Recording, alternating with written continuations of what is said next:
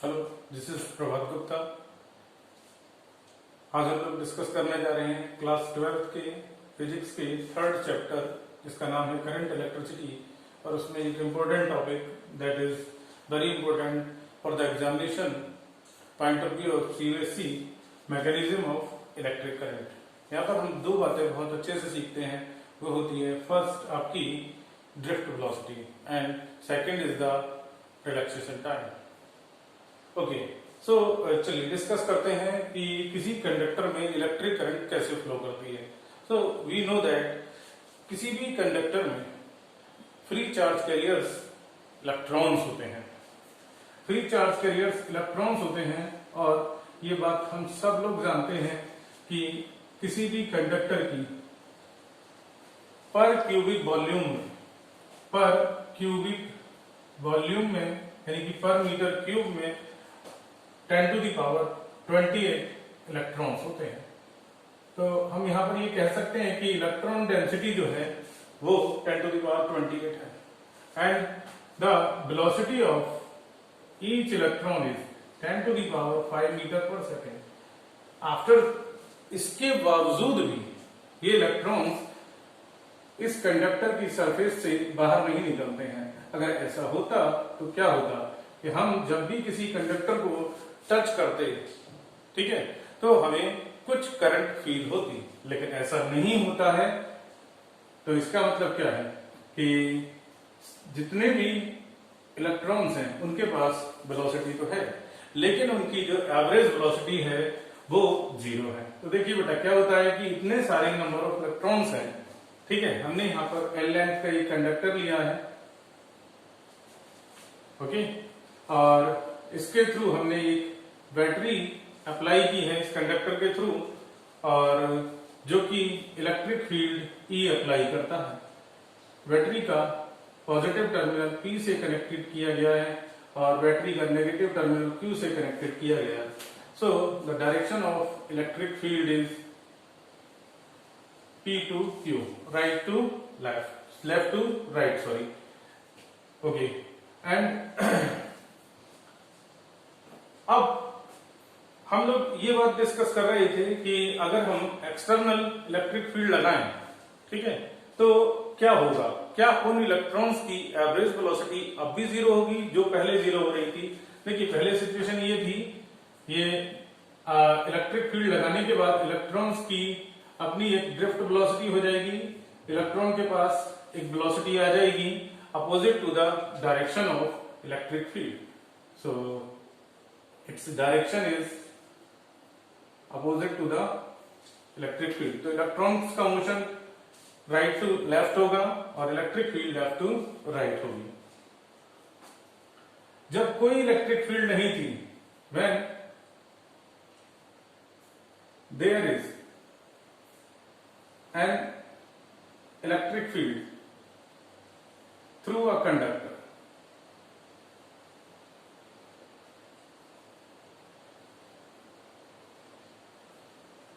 जब हमने electric field लगाई कंडक्टर के थ्रू, ओके, तो हमने बोला कि इलेक्ट्रॉन्स एक ही डायरेक्शन में जाने लगते हैं, right to left. Then this average velocity is called drift velocity.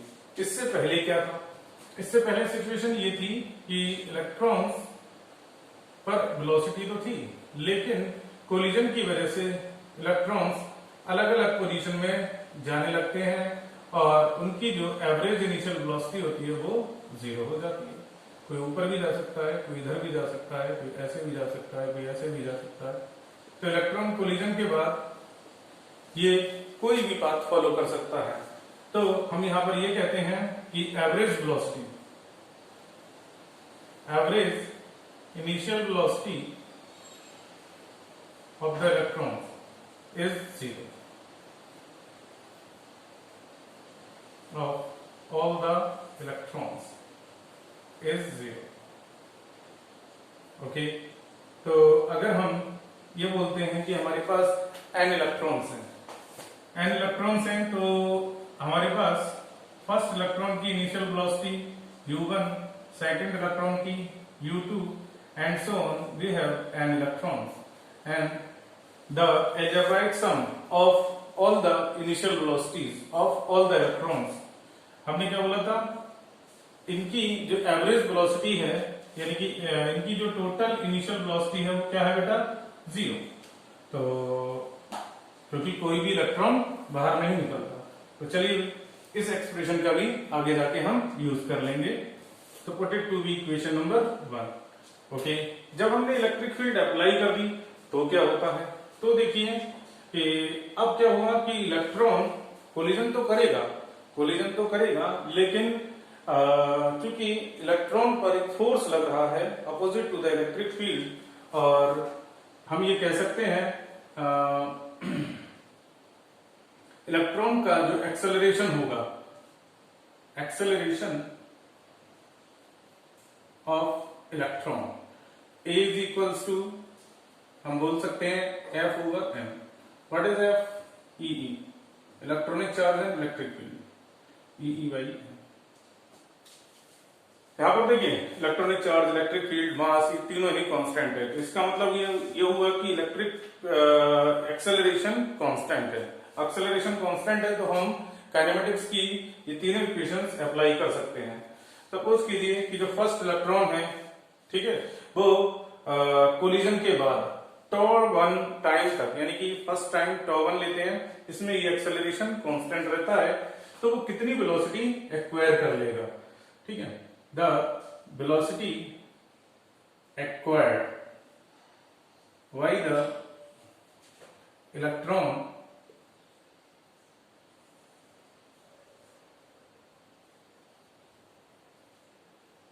after time τ1। Okay, so v1 vector is equals to u1 vector plus a vector। अब देखिए बेटा, यहां पर अगर हम a वेक्टर लेते हैं तो a वेक्टर क्या होगा, अगर हम बात करें तो a वेक्टर होगा इलेक्ट्रिक फील्ड के अपोजिट, तो हम माइनस साइन लगा सकते हैं, a vector τ1। Similarly v2 vector is equals to u2 vector plus acceleration constant रहेगा हर एक इलेक्ट्रॉन का, so a t2। Okay, and so on. ऐसे हमारे पास कितने इलेक्ट्रॉन्स हैं, n इलेक्ट्रॉन्स हैं। तो अगर हम इन सब की इलेक्ट्रिक फील्ड लगाने के बाद ये जो वेलोसिटी वेक्टर्स हैं इन सबको ऐड करें तो हमें क्या मिलेगा, v1 vector plus v2 vector plus and so on vn vector is equal to u1 vector plus u2 vector. देखिए ये लेफ्ट हैंड साइड हो गई, ये राइट हैंड साइड हो गई, ये सब ऐड करते जा रहे हैं, un vector plus a vector की वैल्यूज लगा सकते हैं minus E vector over m into τ1 plus τ2 plus τn। Okay, अब इस पूरे एक्सप्रेशन को अगर हम n से डिवाइड करें तो हमें क्या मिलेगा, divided by n and also divided by n।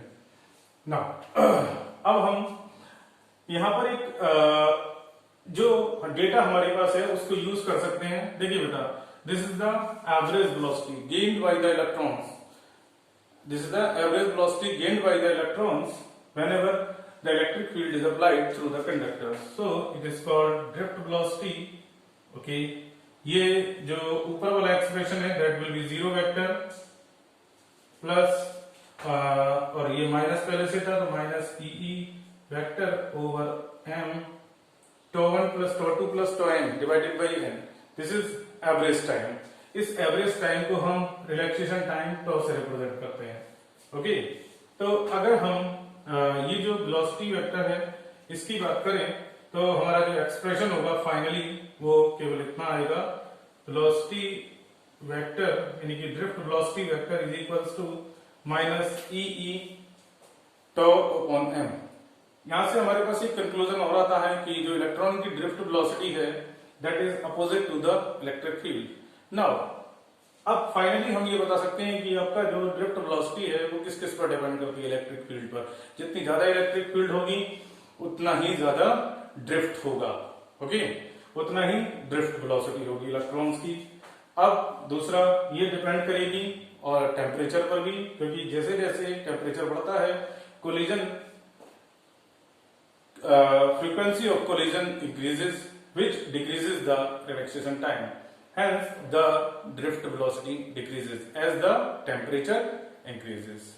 So, this is all about the mechanism of electric current. यहाँ पर हमने दो चीजें सीखी, एक है drift velocity, average velocity acquired by the electron after applying the electric field, and the relaxation time is defined as the average time elapsed between the two successive collisions of the electrons.